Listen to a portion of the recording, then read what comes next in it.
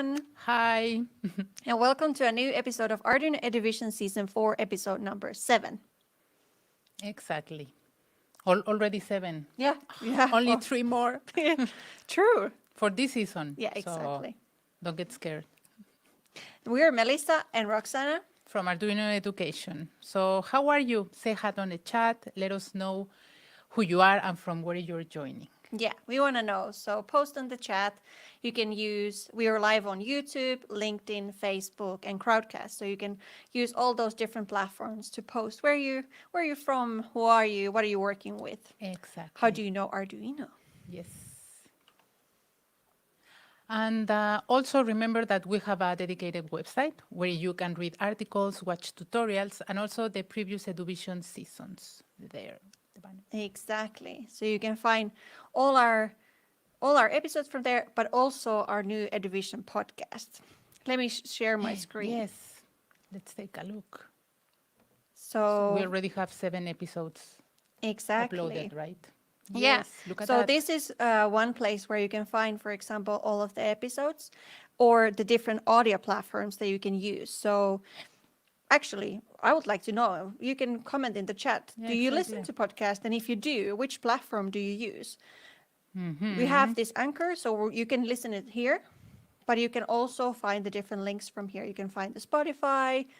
There's Apple Google, yeah, Podcast. Google Podcast. I don't know if Apple is actually an anchor, but our podcast is also on Apple Podcast. So Exactly. Now we are everywhere. So exactly. there's no excuse, guys, if you don't listen to us. Yeah.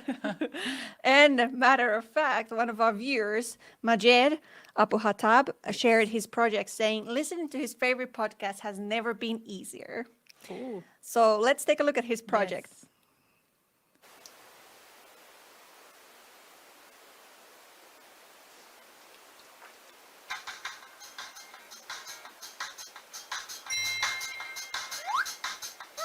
Hello, welcome to a new episode of the Arduino EduVision podcast. Thank you for listening. We're hostess Melissa and Roxana from Arduino Education. Subscribe to our podcast on your favorite audio platform.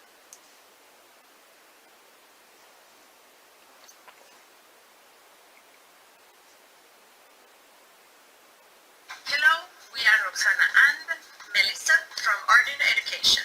Welcome to the 4th episode of... So Yeah, that's awesome. there's no excuses why you wouldn't listen to us. That's true.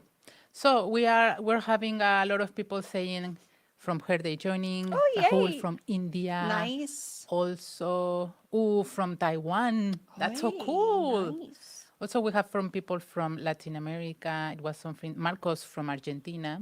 Cool. Good morning Nice. there. Oh, From yeah, true. also from Spain, Juan Carlos. Hi. Hey. So thank you so much. Yeah, Just and keep on keep doing posting. it. Yeah, where you joining the live. Yeah. So, look at this. Mariam Love Arduino in New York. So that's really cool. Oh, thank you. It's so nice to hear. Well, look at that. She has ideas for projects related to UN, which we're going to talk about just in a few Nice. minutes. And if you have some projects, share those with us. Exactly. So, nice.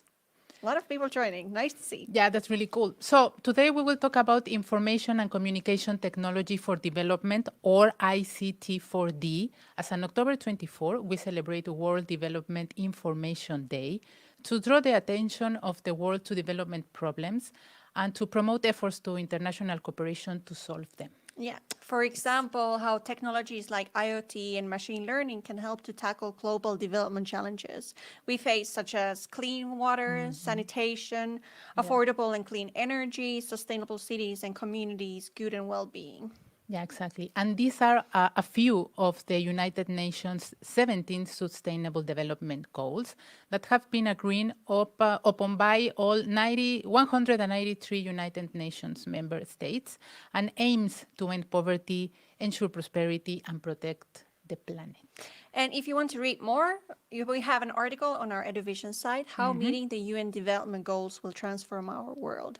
This is really important topic, and you can find the link to the article from our chat. Yeah, true. And talking about well-being and health, yesterday we asked you on our social media channels is air quality something you are concerned about, and do you check it before you go out? Yeah.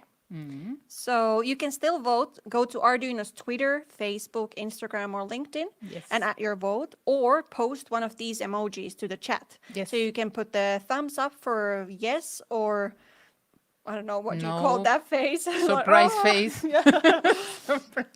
Exactly. Yeah, let us know.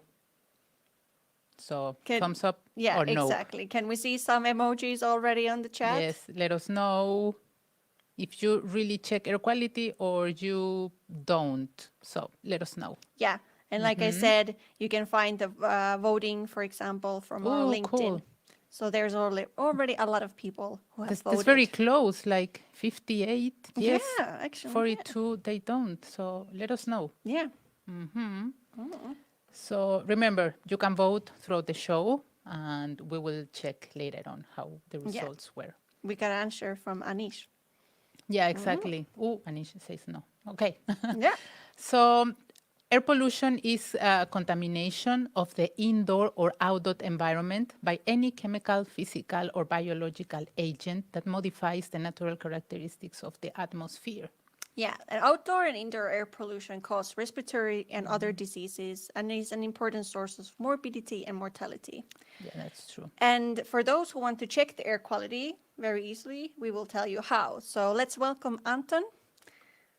Hello, Anton. I'll give you mic. Hi. How's it going? It's going very well. Cool. I'm going to show you a really cool project. It's an air quality monitor IoT project. And let's see if I can get this mic a bit better. Let's take a look. So yeah, it's really easy to build. All you need is 3 components. And I hooked this project up to the IoT cloud, and then I could actually keep track of the air quality in my apartment via the IoT remote app. Can you see that? Yes, Nice, there. nice. Perfect. So let's take a look and see how I actually set it up. Okay. And there we go. So I set it up there, and it was in my kitchen. So yeah, I could monitor it from wherever I was, and yeah, it's really easy to set it up. And I will show you later how you can build it. So yeah, if you have any questions, just ask them later on in the chat. Cool. So we have some people saying here, like, they have used it, the air quality, or they're telling us in their cities how is the situation of the air quality there. So Nice. Yep, cool. So we're going back to Anton Yes. later on. So let's keep talking about today's topic. So we have discussed on many occasions how IoT and machine learning have become transformative technologies, how they are already making huge efficiency and productivity gains in our day-to-day lives. Yeah, but however, across the world, many people face a number of difficulties from poverty, lack of access to education, clean water, and sanitation to environmental degradation. Yeah, exactly. So to learn more about these technologies' potential and critical role addressing many of these challenges for even greater and more significant impact, let's welcome our guest.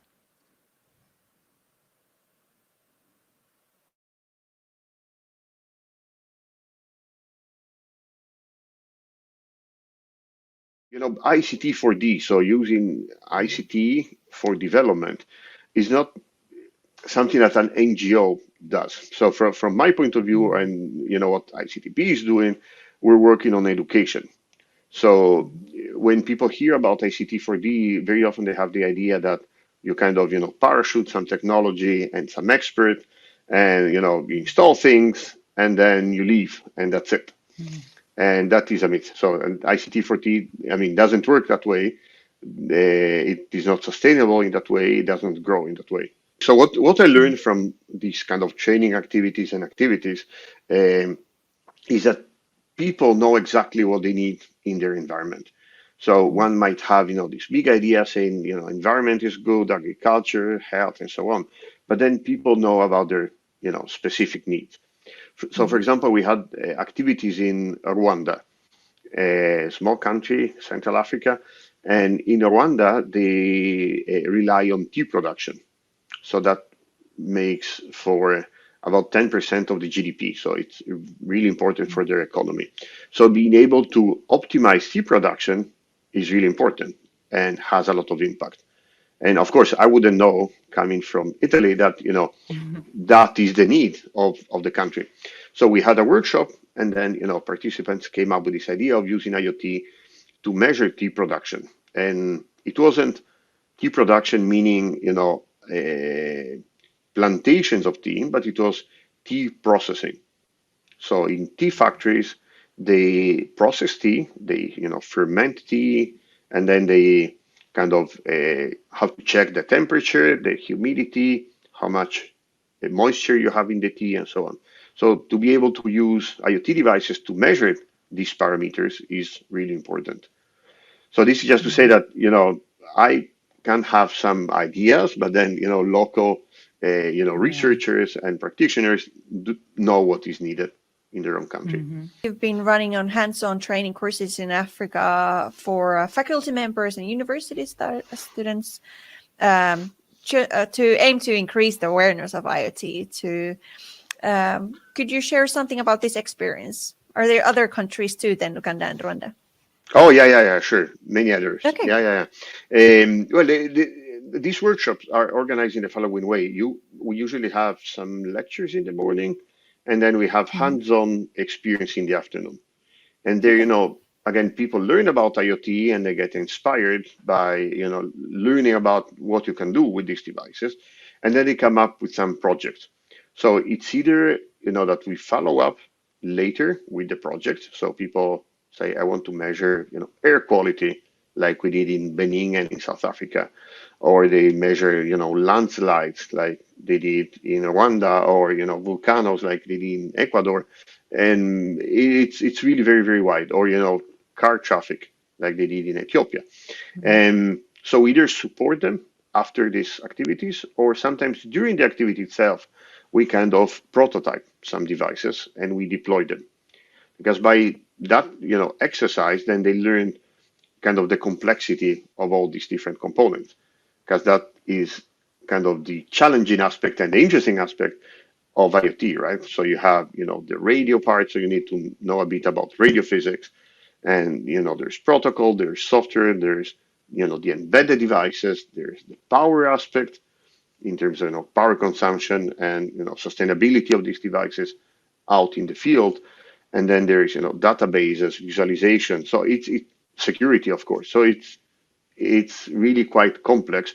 So by going through a deployment and an exercise, they kind of learn how to tackle all these different components. Yeah. And I like the fact that they are coming up with the ideas. They come from their everyday life or from the environment that they live in.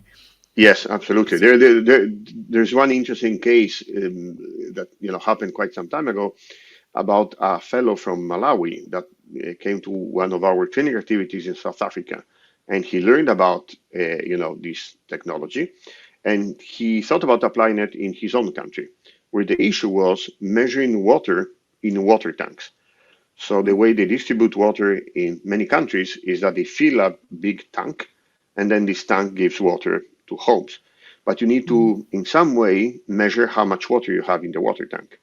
So the normal way to do it is having a very long stick and having someone, going from one water tank to the other, measuring with a stick, and then reporting back to the water company. That is, of course, time consuming. It's not automatic. It's, if someone skips a water tank, then you don't have data from that water tank. And you pollute quite a lot, by the way, because you need to drive from one place to the other. So this guy had this idea of deploying an IoT network with a small sonar device that measures how much water you have. So it's very, basic sensors. And then he would send SMSs back to, a server. And that is very easy to scale. You can install that device in, hundreds of water tanks, and you get the data in an automatic way. So in many places, people have or they try to tackle the same issues. So again, getting back to the example of tea production. So tea production is huge in East Africa. So if you want to learn more about Marco Zennaro and his research, you can take a look at the article IoT and Machine Learning in the Developing World on our website. Yeah. I And can- also, yeah, there's the website, so you Yeah. can take a look. Yes, all articles are there, so check that one. Also, you can follow Marco on Twitter. There is like the banner with his account, so it's just Marco Zennaro. So he has interesting things going there. So you can also listen to the full interview with Marco Zennaro on our EDUvision podcast. Remember, Spotify, Anchor, Apple Podcast. And it's a really interesting interview, so really recommended to listen because this is a different topic, right? We usually discuss about IoT and machine learning. This is a different angle, so it's a very interesting talk. Definitely. And we saw there were a few questions about the air quality monitor project, but you still have a few minutes to post your questions to the chat on any of our social media channels. So do that. And before we go and explain a bit more of that project, we're going to present a project from you guys. Oh, so this project is called Snoring Guardian, built by Naveen Kumar from Japan. Nice. Nice. Thank you. Yeah, so it's a proof of concept of a non-invasive low-power edge device that monitors and vibrates if you are snoring. So many people snore, so this will be awesome. This would be perfect. Yeah. So Naveen used TensorFlow on a NanoBlessence board, and let's take a look. Hello guys, I'm going to give a demonstration of Snoring Guardian. So we have a Arduino Nano BLE Sense which is connected to this vibration motor, and we are running a TensorFlow Lite model on this, and we have a microphone on this Nano BLE Sense which is listening for the sound. So the sound can be any noise or snoring sound, so it will distinguish between them. So I'm going to play a snoring sound and let's see if it vibrates. So it is started vibrating. I stopped the sound and then it will stop vibrating. So it is working correctly. Thanks for watching. Thank you. That's so cool. I think it's fun. That would be perfect to kind of like when someone is snoring, it would, I don't know, vibrate so that person only wakes up to the snoring. That would be great. Exactly. Yeah, So the other stop person snoring. who's sleeping in the same room wouldn't be affected. Yeah. So someone can work on that and make like Melissa is saying and send us that project. Yes. That will be so great and effective. Exactly. Maybe that's the second version of this project. Yeah, Naveen. exactly. The Guardian Snore 2.0. Yes. So Thank you. Thank you, Naveen. Awesome project. And if you have any projects, please share those using on our EDUvision site. You can find the link from our EDUvision site. Also on the chat now, we're posting the blog post where you can submit your project. And next week is Halloween. So we're looking yes. forward to have some Halloween projects. We're going to have a mashup of different Halloween projects next week. Yeah. Look at Andre Roussel says, cool project, don't show my wife. We will so she can build this. Yeah, Andre, sorry. Nice. Maybe some like, I don't know, electricity, like giving some Oh, that small like a shocks. charge. That would be awesome too. Nice. So, But let's go yeah, back to Anton's project. We have one question over here. So, Let me add Anton to the stream. oh, yes. Nice. So Anna says, does the sensor work for indoors or outdoors? For this project, actually, this sensor is designed for indoor use only. Okay, cool. So that's why I had it in the kitchen. Perfect. So yeah, let's take a look at the different components for this project. Yep. Let's take a look. So this is it. This is all we need to measure air quality. So here we have a Maker Wi-Fi 1010, and you connect this to the Maker connector carrier here, which has support for these Grove sensors. And this is a Grove sensor. It's a Grove dust sensor. And this dust sensor gives a good indication of the air quality in an environment by measuring dust concentration. And yeah, let's see. I can just hook it up real quick here. See if I can make it. There you go. So that's it. You hook it up like that. And there you are. And then we use this data from here, and you can plot it to the IoT cloud if you like graphs like I do. Let's see if we can show it like that. So you can take a look of the dust concentration in your area or where you place the sensor.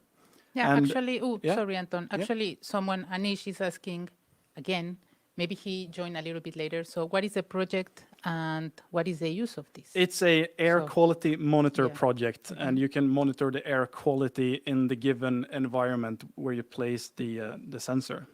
So that's it. And yeah, you shouldn't probably be over 50K in the values there. And if you're interested in building this project, I highly recommend you to go to the Seed Studio website, because they have really great examples on their sensors. And for this one, I used their example for the sensor to use the data from there. So yeah, that's the project for this week. Yeah, it's very easy, like you said. And also for those that say that they don't measure the air quality when they're going out, you can build this. Yeah. And then you can always do something different or make an improvement. So always remember that you can try your own version and share that with us. Yeah, it's really cool that you can do this with only 3 components. Yeah, exactly. So yeah, go crazy Yeah. and build it. And it's good to know, right? What is the type of air quality that you're breathing, especially if you are going to try to do some outdoor activity. They can also try that. For sure. And Grove, this is a dust sensor, but Grove has other like Yeah, air exactly. sensors that you can use outside. So take a look at that too. Yeah. And it's compatible with this Maker connector. Nice. Yeah.